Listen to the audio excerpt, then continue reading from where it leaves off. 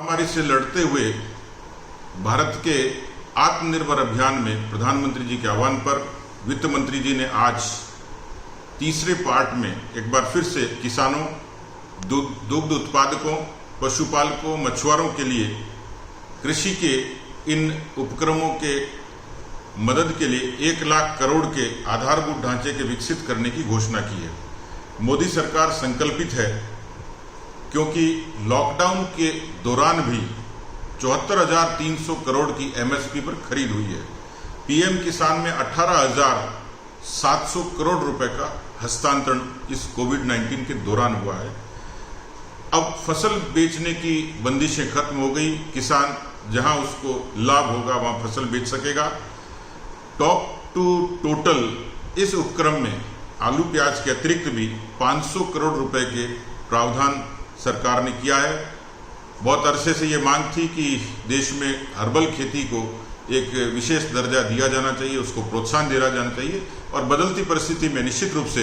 Herbal medicine की जो मांग होगी आने वाले समय में, तो 10 लाख हेक्टेयर में लगभग 4,000 करोड़ की लागत से ये हर्बल फार्मिंग होगी देश में और एक अनुमान है 5,000 करोड़ का लाभ किसानों को होगा। जो पशुपालक हैं और उनको एक विशेष लाभ मिलेगा कि जो दुग्ध उत्पादक यूनिट्स हैं उनके प्रोसेसिंग के लिए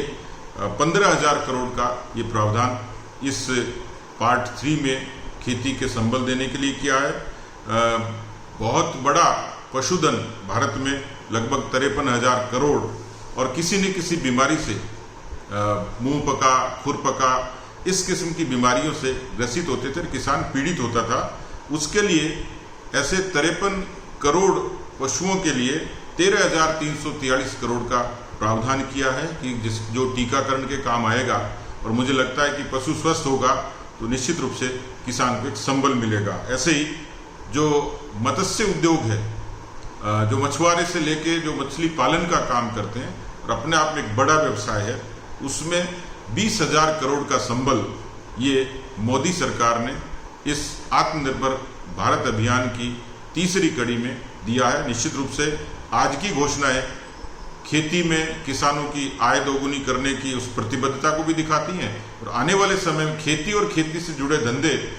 इनको विकसित करने से हम भारत की ग्रामीण अर्थव्यवस्था को और मजबूत कर सकते हैं। तो निश्चित रूप से मैं अभिनंदन करूंगा मोदी सरकार का इस ऐतिहासिक फैसले